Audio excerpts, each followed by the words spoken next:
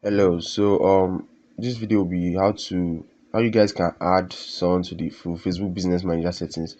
I've had like tons of people complaining or maybe telling me they've added me and they've not added me, or they'll give like limited access. So when an immediate buyer of Facebook Ads Manager informs you to add them to your business manager to run ads for you, you come to your business settings. Automatically it shows you people here. I'm using my client's ad account, so you click on add. So like you type in the email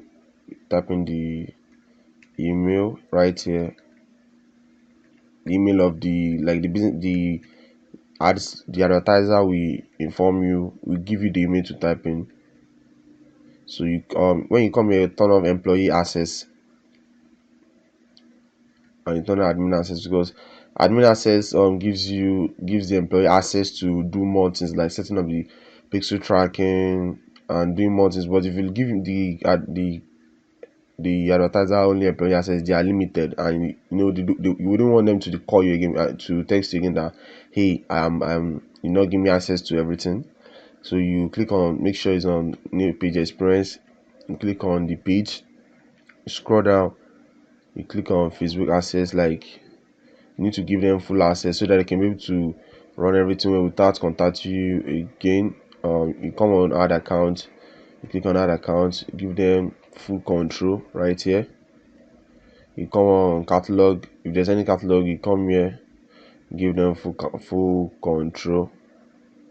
And this, okay, give them full control. You come on apps, if there's any apps, you come on pixel, click on this, give them full control. If there's any Instagram account linked to it, you also do same to give them full control.